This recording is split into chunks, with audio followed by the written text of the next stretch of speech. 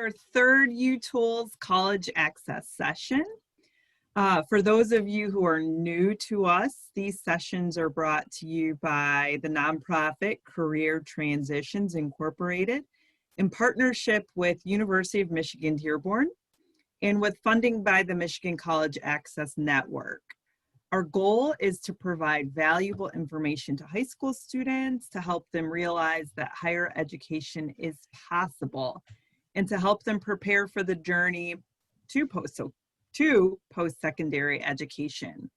Last week's session was on financial aid resources, and it was extremely informative. If you joined us for that, you learned quite a bit about different financial aid resources to help young people go to college. That session was recorded, and if not already, it will be available on the Career Transitions Facebook page soon. This week's session is on strategies for school success, and it will be led by our U of M Dearborn partners. They can introduce themselves in just a minute. And before we begin, if you haven't already, please use the chat box to write your name and your dream job. It's the only way that we can track who participated in these sessions. And so we want to be able to show our funders that we have lots of participation in our sessions. So please do that. Take a few seconds and do that, and then we'll get started. I'll hand it over to Alex. Thank you. Alrighty then. Well, my name is Alexandra Contreras. You can call me Alex. I am a student at the University of Michigan Dearborn, currently working at the Office of Trio Programs. For today's session, our icebreaker theme will be dream job. So since you already put in the chat like what your dream job is, if you'd like to share what your dream job and like why you're interested in it, please do so. Like, please raise your hand. Please raise your hand and I'll call out on you and you can share just so like I could go first. My dream job is to be an astronaut. As you can see behind me, it's the International Space Station. I would love to do space travel. I would love to work for either NASA or SpaceX. So does anyone else want to share before we get started? I'll go. Well, I would like to be, my dream job is to be, I want to own a daycare. I love children and children love me. I was going to name my daycare Miles of Smiles Child Care because they're going to be smiling from a mile away. I just love children, and that's the goal, to give me a daycare. That's awesome. All right, does anyone else want to share? I'll share. Don't be shy. Don't be shy. I'll share. So my background was the picture that I had, but I love that footprints in the sand, just that thought. And I could tie it to my dream job is to be a stay-at-home mom.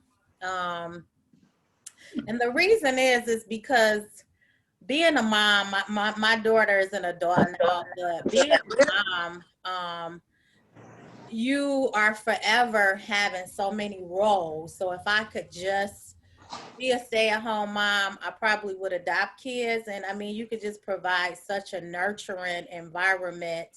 And then with, the break, you could be able to give to yourself. So that footprints in the sand just reminds me of that balance. And sometimes you can be carried and sometimes you're carrying them. So I would just love to have just one job versus, being outside working, then come home. You still have that job no matter what. So that's my reason. Awesome. Anyone else want to share before we get started? Don't be shy. We're all friends and family here. That includes you too, Joy and Antoinette. We can share. Okay. So since you're going to call me out, I always wanted to be an artist. In fact, the high school that I went to, I went to specifically because I wanted to actually be an artist. And it wasn't until, you know, I got into school and, you know, your counselors try to steer you in other directions. And so I got off my path. And, you know, if I could do it all over again, I probably would have done something in the creative arts. So anyways, my background is a museum that's in San Francisco. It's an African-American museum in San Francisco, California. Well, I put down that I would like to be a beautician or a hairstylist. It's something that, I mean, I wasn't anything I got into younger, but I think that as I got older, I thought it would be a really cool thing to do as a retirement type job, where I could go to like nursing homes or senior citizens places and help them with, you know, getting their hair fixed and styled and stuff like that. So, my background doesn't reflect anything like that, but just reflects some pretty flowers, which kind of, you know, represents helping people to look pretty. Okay, I guess I'll go. So, yeah, so just like Alexandra said, I always wanted, if I could have my dream job, I'd be a astronaut and travel off world. I always had a fascination with extraterrestrials and living off the planet, living on other planets, and just seeing things different, that something different that you wouldn't see here. And so I've been fascinated by like sci-fi movies such as Star Trek and Star Wars, and traveling other galaxies and things like that. If I could have any career. Anybody else?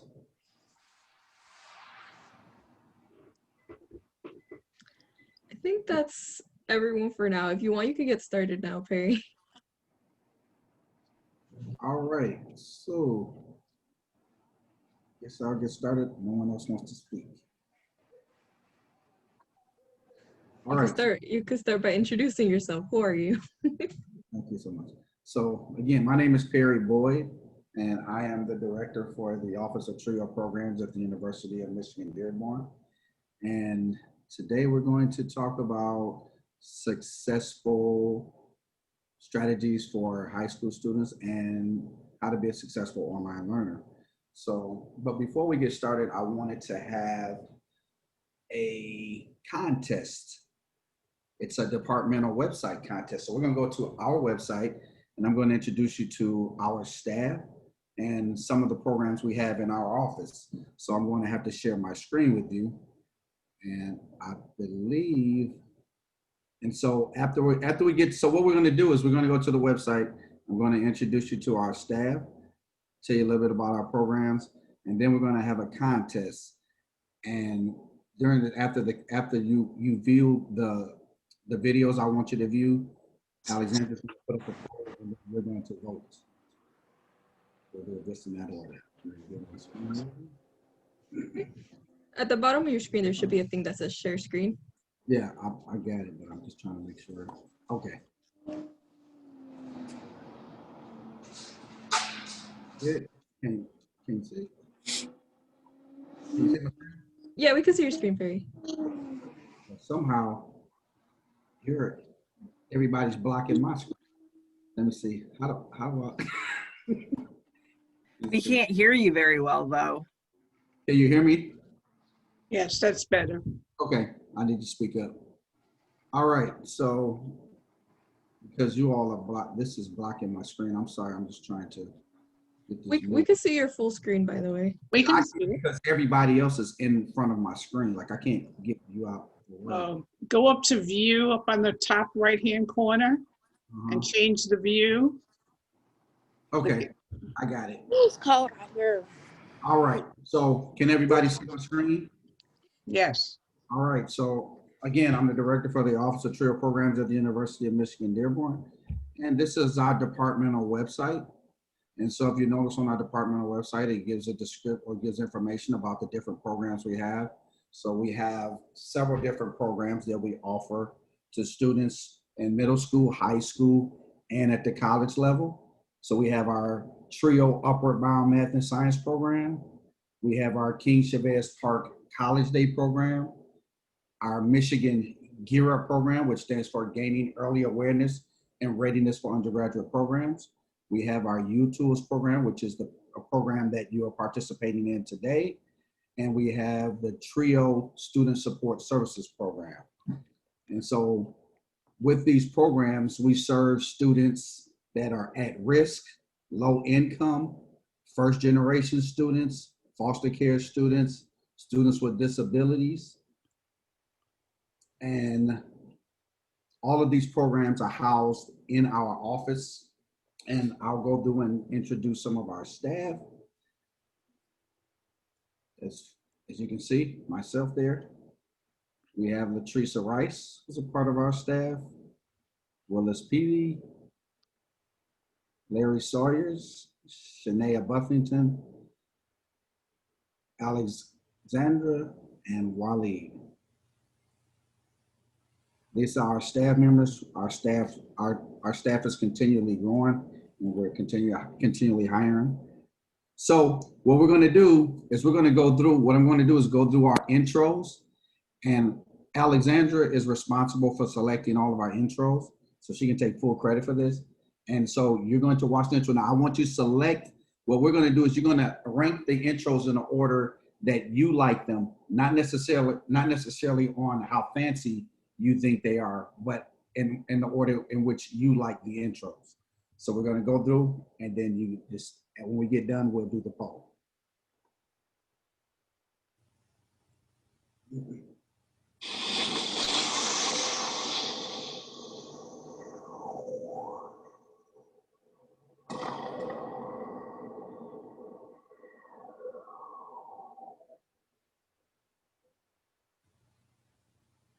That's intro 1.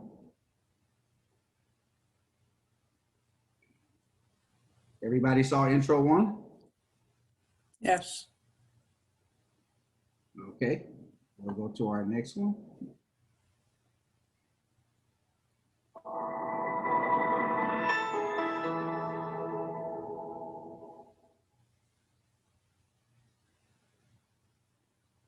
Intro 2.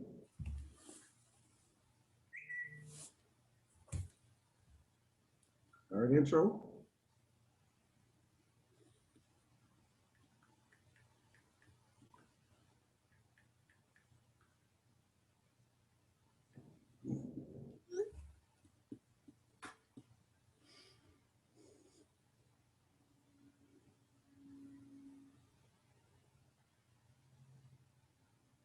Guess if they can never start playing here.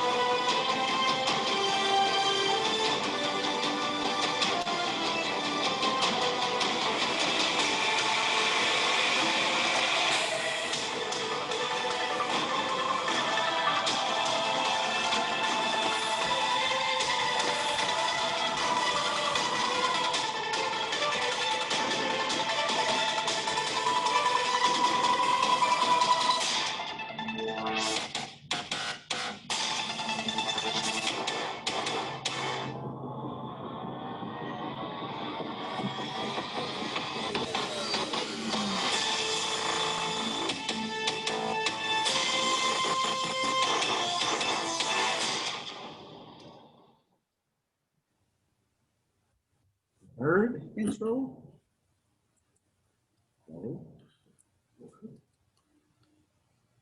Uh-oh. Actually, I missed the intro.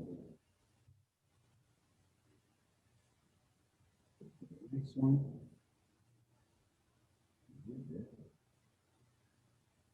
It's running a little slow here.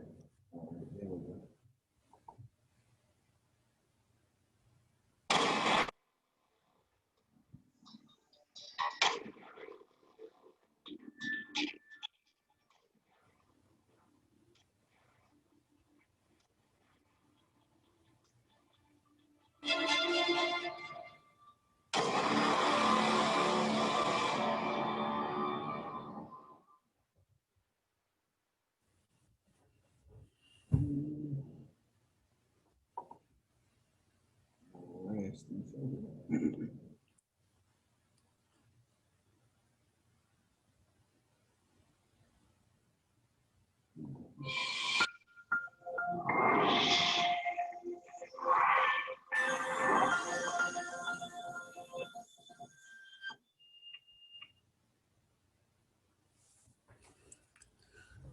We don't have one for our student support services program.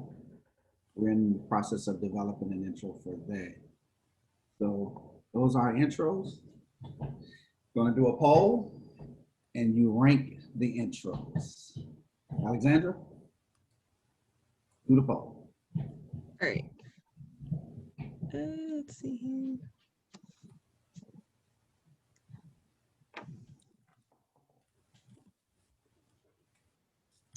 Okay, How we look? so these are the results. Read them back to us. All right, so for the Office of Trio Programs intro, 44% did 3 stars and 56% did 5 stars. If I could scroll, okay. So for the Gear Up intro, 33% did 4 stars, 44% did 5 stars. For College Day, we got an assortment of reviews. And then for Upward Bound as well, most of them were 3 stars. And then UTOOLS were, the highest was 3 stars. All right, Okay. cool. Pretty good mixture. Well, I think our intros are faring pretty well. We got some fan approval there. Hey, Perry, you need to speak a little louder. I can't, Oh, I'm okay, missing I'm some sorry. of the words. Can you hear me now? I'm just gonna have to yell. Can you hear me? That's good, yeah. That's better? Okay, so look like we got some good fan approval there. We appreciate your feedback. We won't have to make any major changes to our intros, I see. All right, so we're gonna get started for the sake of time. So what I'm gonna do is we're gonna go in, I'm gonna share my screen with you. And I think what we're gonna do is we're gonna go into building skills. We're gonna do building skills for online learning. No, I'll do strategies for high schools first. We're gonna talk about that first. Let me get my shared here. So I'm gonna share my screen and we will get started. Can you see my screen? Can you see my screen, everyone? Can you see my screen? Because I can't see anybody. It shows that it's sharing. Now we can see it. Now it's okay. Yeah, that's good. It was just a lag in time. Okay, thanks. All right, again, so I'm the director for the University of Michigan Dearborn Officer Trail Program. So we're gonna talk about high school strategies. And so when we talk about high school strategies, I'm gonna go with our office philosophy is what I'm using to talk about, discuss high school strategies for it. So in our office, our philosophy is that students need more than just academic rigor to be successful in college or any post-secondary opportunity. And so that's our approach. So then we're going to talk about what does that look like? So one of the things we want to talk about is what is the purpose of education? Why do we learn? Does anyone want to answer that question? Why do we learn? To get good grades. To get good grades. Come on, students. What's the purpose of education? Why do we learn? To get a good job. Get a good job. Anybody else? No? So the purpose of education is to solve problems. So think about this.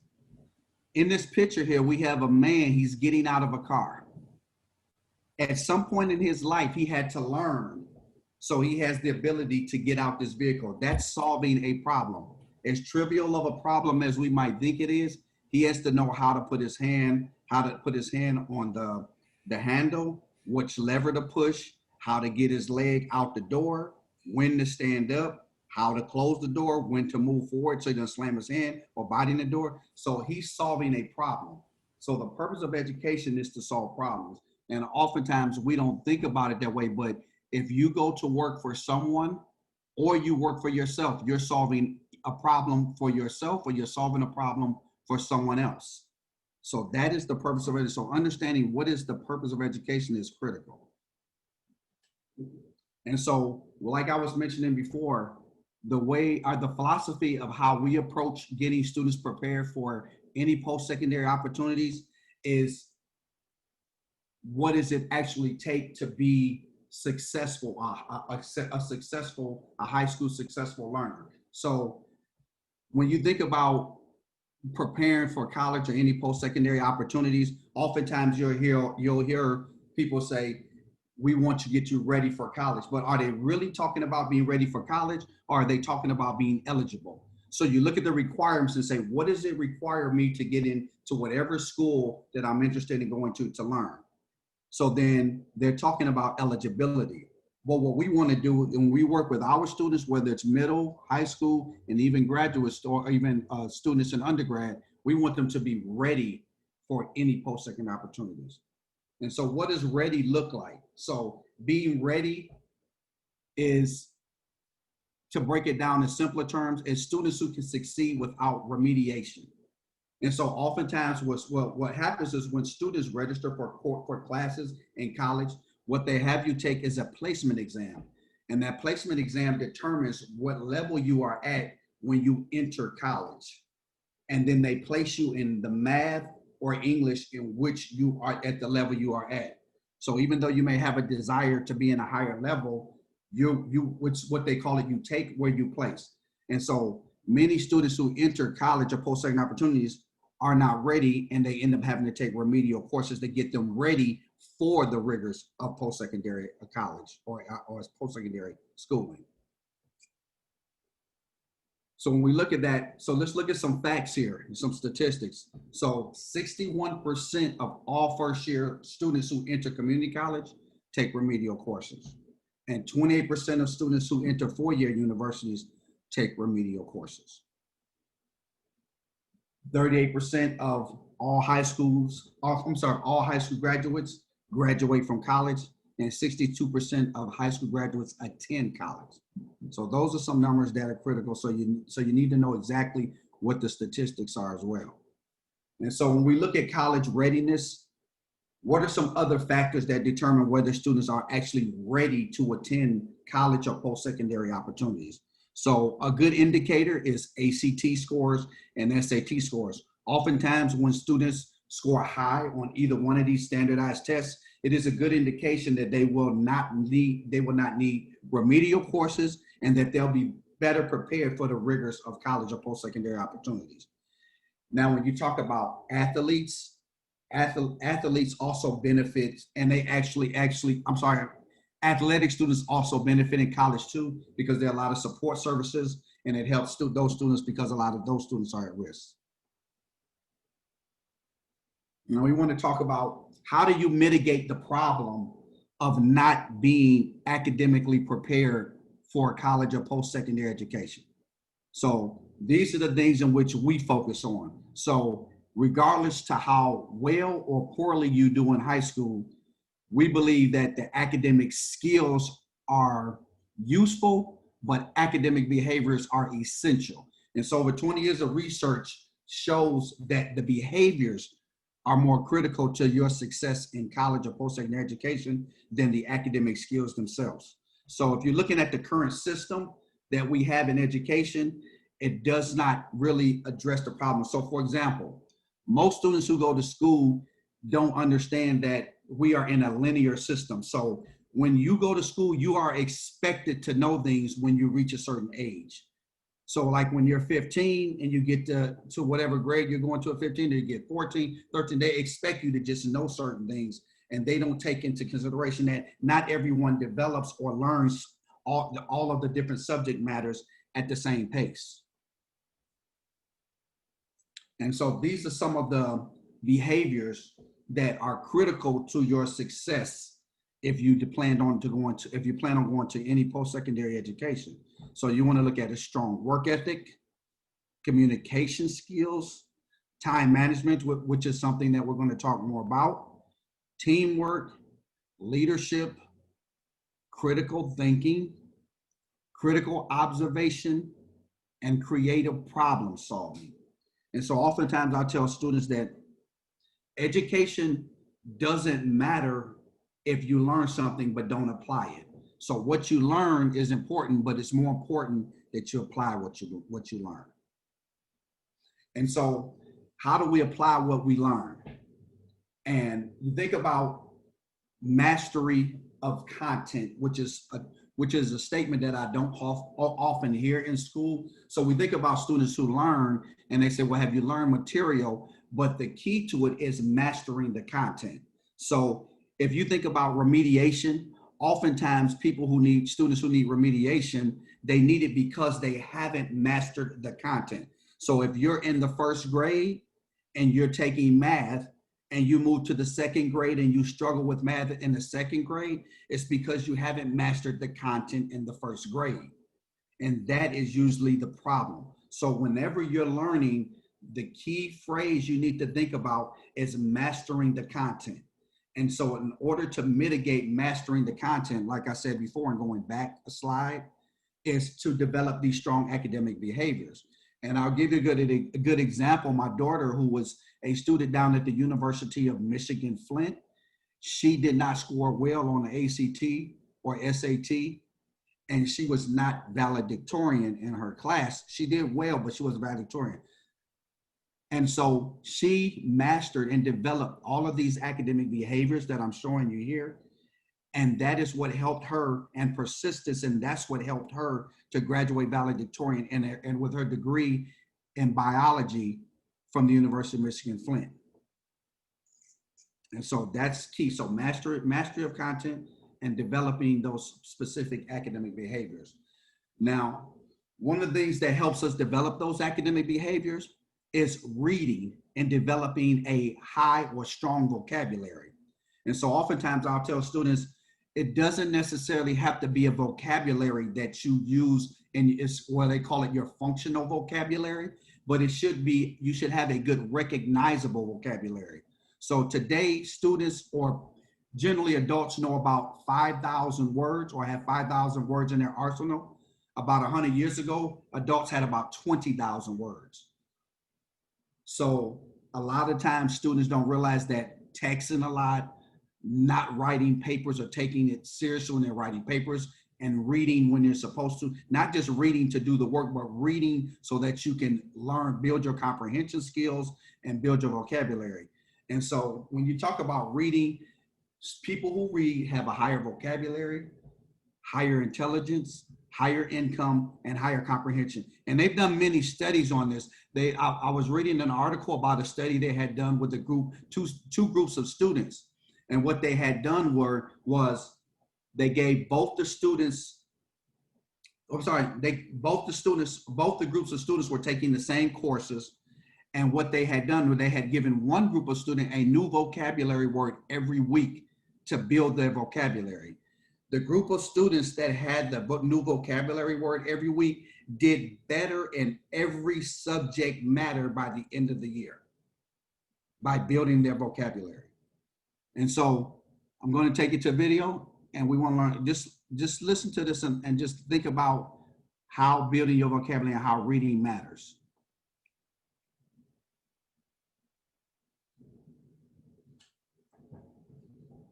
Vocabulary is something everybody says is very important. I'm sure you've heard this before. Good vocabulary is very important. You need to learn new vocabulary. But if people understand what you say using the words you already know, why should you learn new words?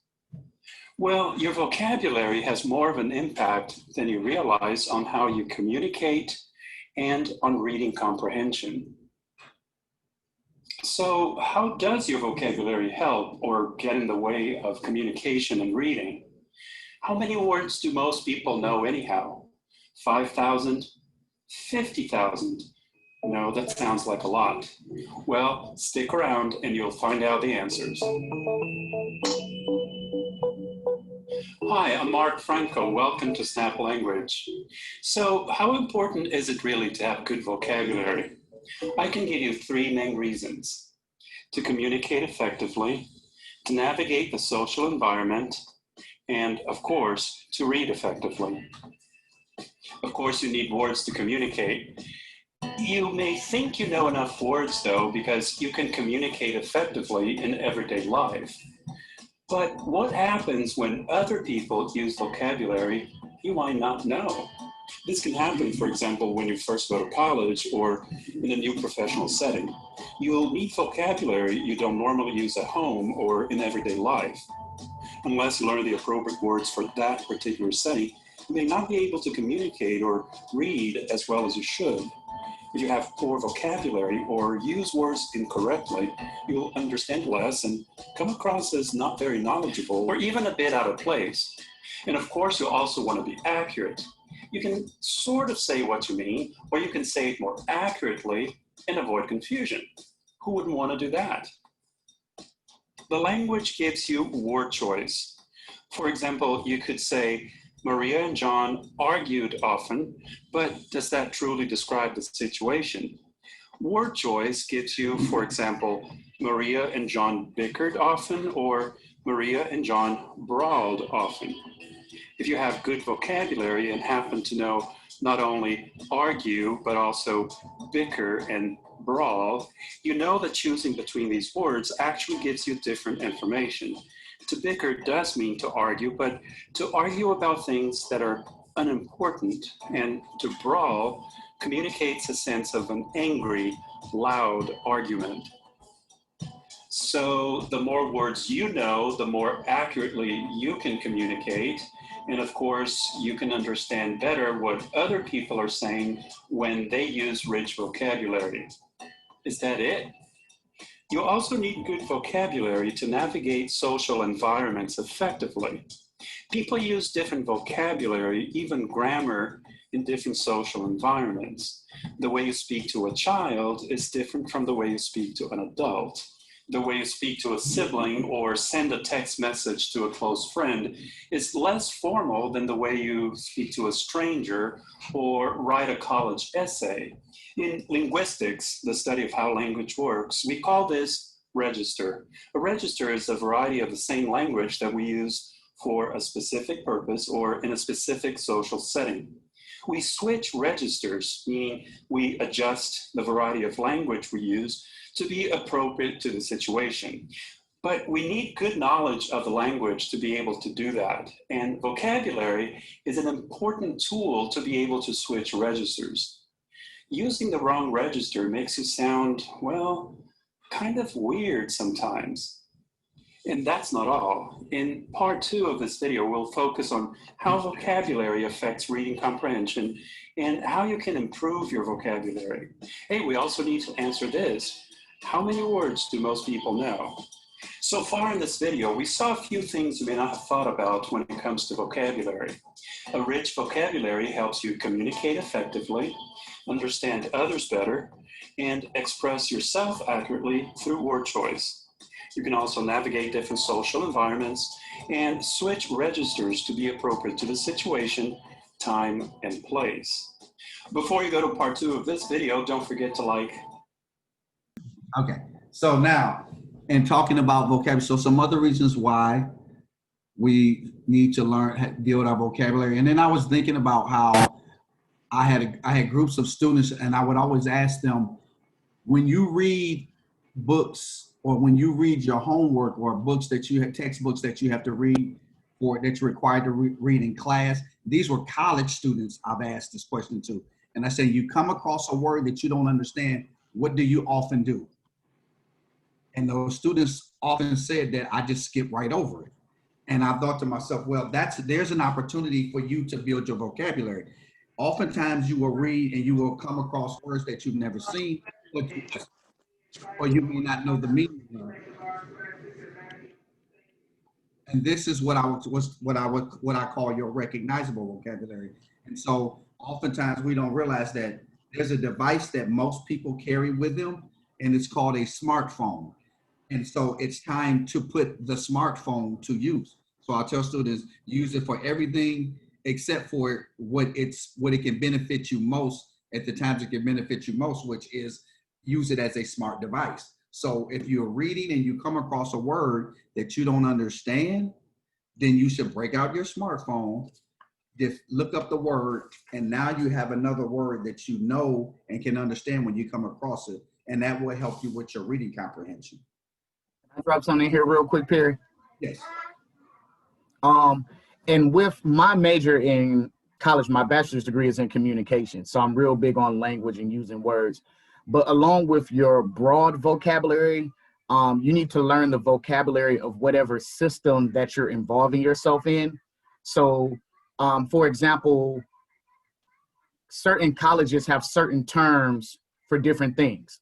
So students will get to college, like when I first got to college, I never understood what a drop date was or the difference between dropping a class and withdrawing from a class. And so I had to learn the definition of those words, because once you know the lingo of the system, you're better able to navigate and work the system for your benefit. So not only just like when you're reading text or academic literature, but whatever system that you want to be in, each job. Engineering, I was an engineer. I started off as an engineering student. And engineering students had a certain way they were supposed to write letters, and I still write like this to this day. And they have certain terminology that they use. So whatever college you go to, that college is going to have their own lingo. Whatever major you major in, they're going to have their own lingo. And so you have to learn how to learn those languages. And then you can also make money by being able to code switch or interpret those languages and cross them over into different things. So I can speak the college preparatory language. I can speak high school college language. I can also speak slang. So when there are students and teachers that can't connect because they're saying the same thing in two different ways, people hire me to come in and basically translate. I don't speak Spanish. I don't speak Arabic or any other foreign language, but I speak Ebonics. I speak local and national Ebonics. So I can translate those things, and I get paid very well to do so. So learn the language of the systems that you're engaging in also, and that'll help you out tremendously in being able to navigate those systems. Thank you, Mr. Burson. And so when we're looking at how do we deal with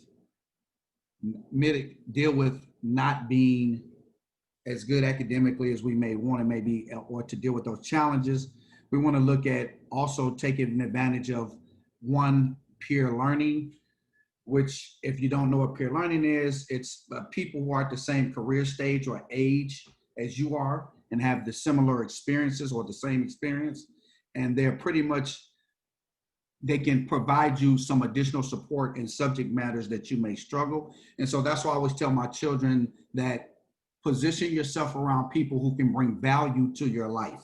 So if you're hanging out or you spend a lot of time with people who don't know as much as you do or less than you do, and that's who all you're learning from, then that's not really a benefit to you. So peer mentoring and spending time with people who can help you academically and just help you develop some life skills is great. So you want to have your teachers to have high expectations. You want to have challenging goals, but you also want to have realistic goals. And so what I also recommend to students is take advantage, leverage the school systems in place, the systems that are in the school, leverage those and take advantage of, like your tutoring program, your SAT prep, your mentoring, your academic counseling. Always go see your counselor. They should be your best friend. If you don't have an educational development plan or an individual academic service plan, which is an EDP or IASP, you should make sure you get one, ask your counselor about those. And what those plans are they lay out the academic requirements for whatever it is your career interest. You list your career goals, and you have a plan of action of how you will accomplish that. And so you also want to make sure you get college admissions or post-secondary schooling admissions assistance. So make sure you reach out and get help with people, experts who know about how you can get admitted to whatever post-secondary schooling that you're interested in.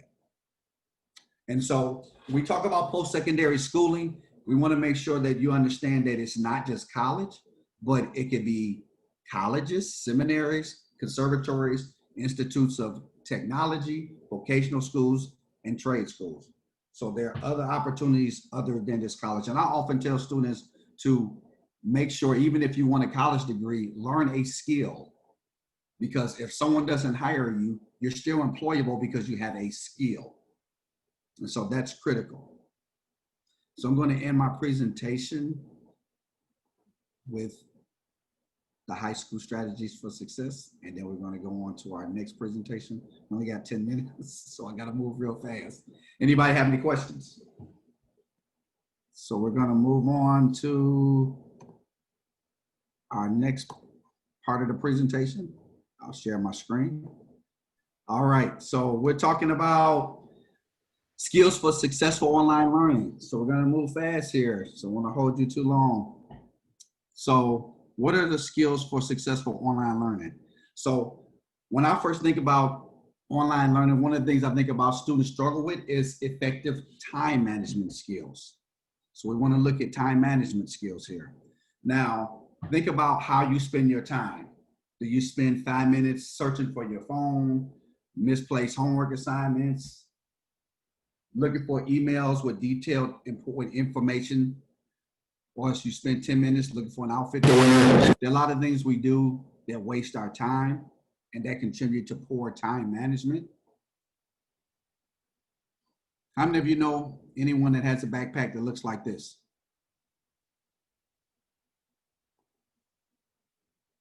Or a backpack that looks like that?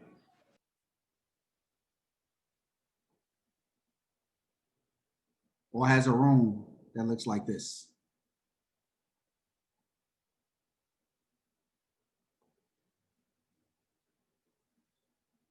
So when we think about time management, one of the keys to time management is organizational skills.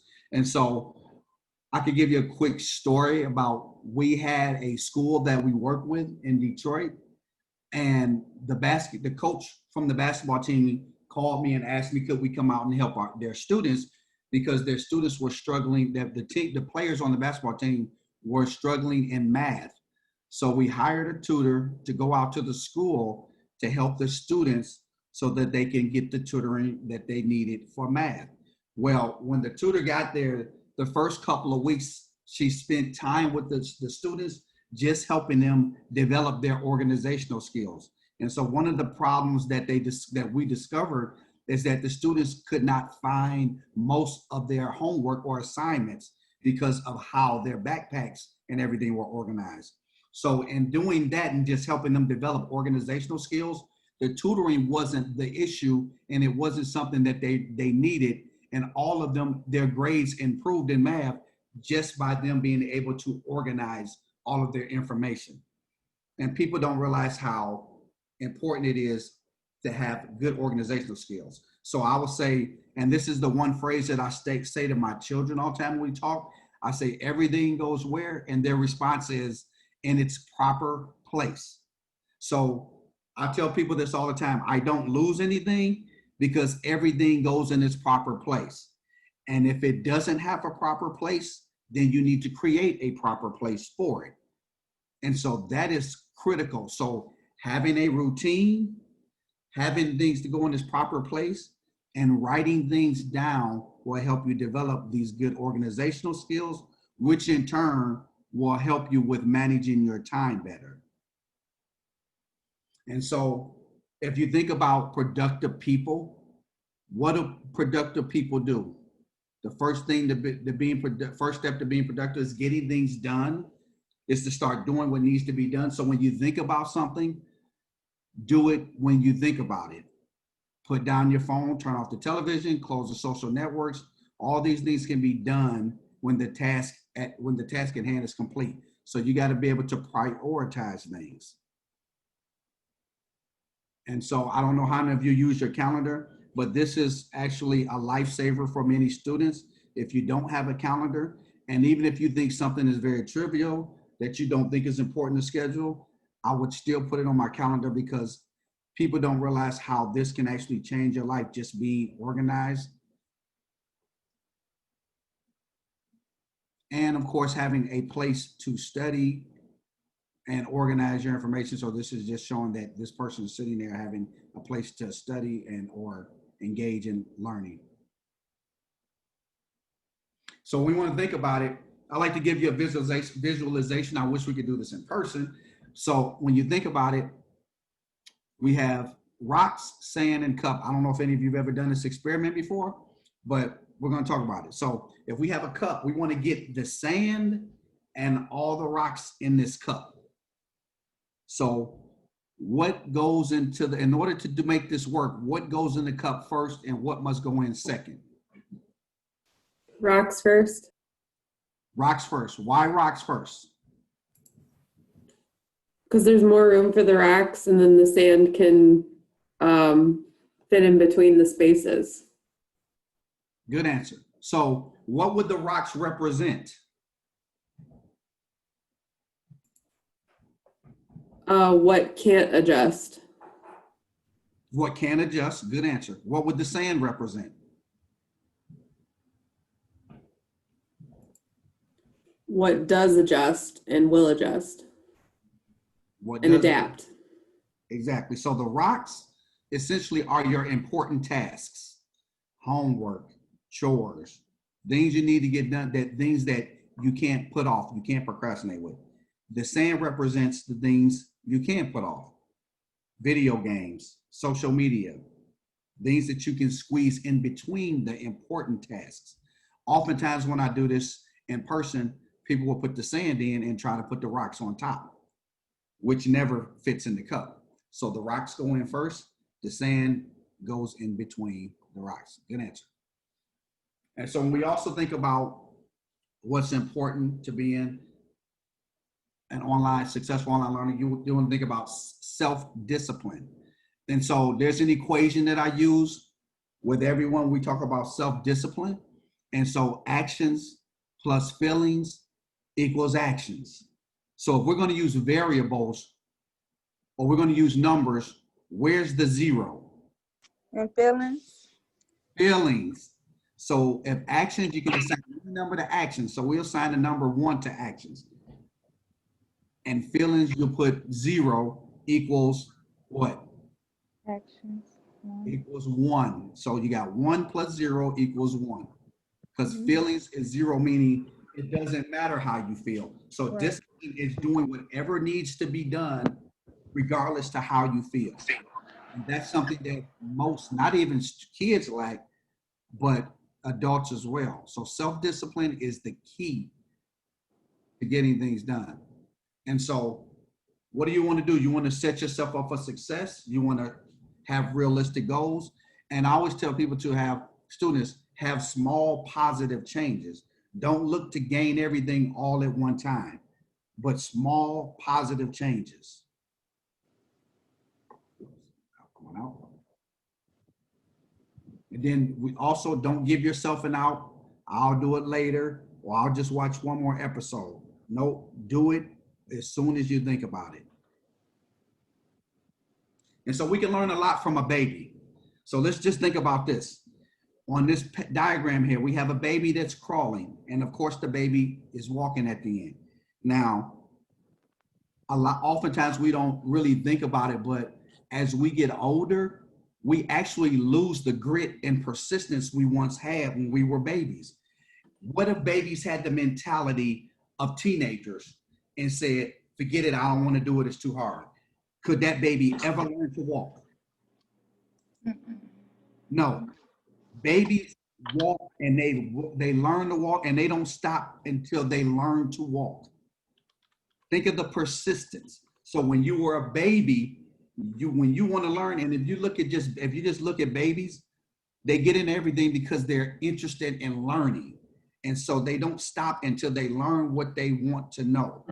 And so as we get older, we lose that grit and persistence, and we need to realize that we need to keep that grit and persistence. And that's when I talk about the academic behaviors and developing those, you're really discovering a lot of the persistence and grit that you once had when you were a child. I'm gonna watch a quick video here about babies.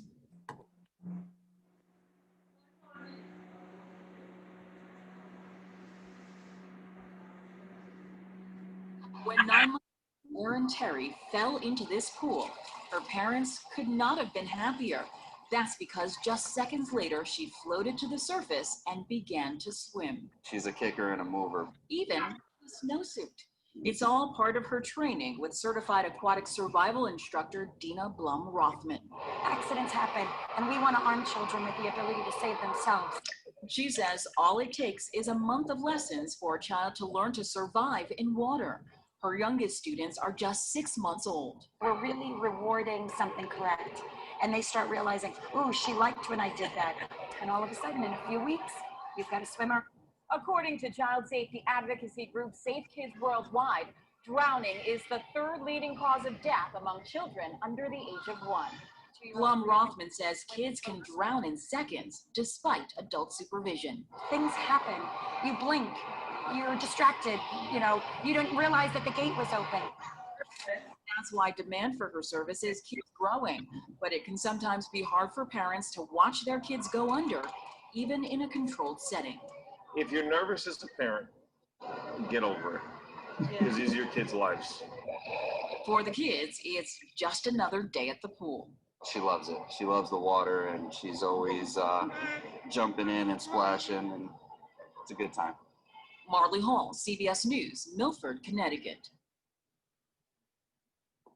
So I thought that was an interesting video because you can learn a lot. Like I said, look at the persistence and the grit, and you can learn a lot from a baby.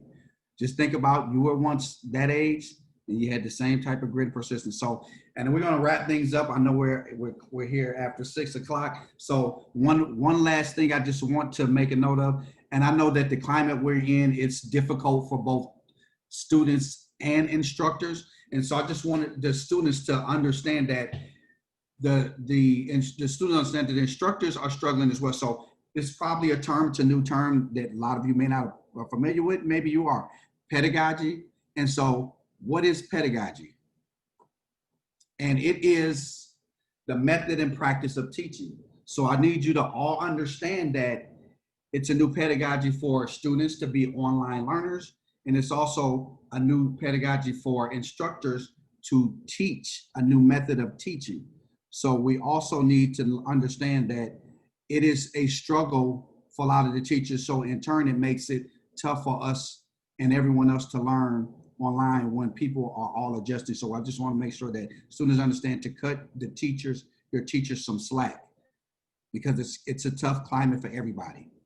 And so with that being said, I just want to open up for questions. If anybody have any questions, I'm going to stop sharing my screen. We had 2 polls, but we weren't able to get to them for the sake of time. Any questions?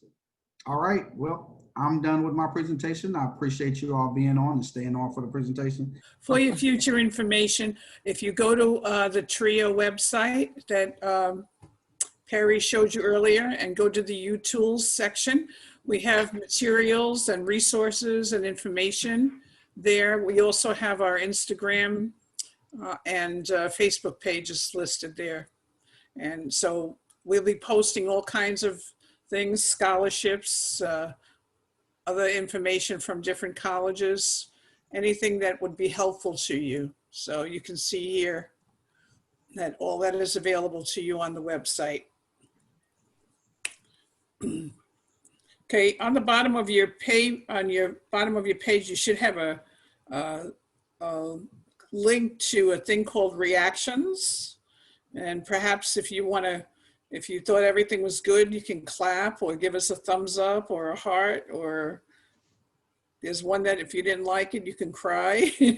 So if you just do that, it'll come right up on your screen and we'll be able to see it. Thank you, everybody, and we'll hopefully see you all next week. Thank you. Thank you.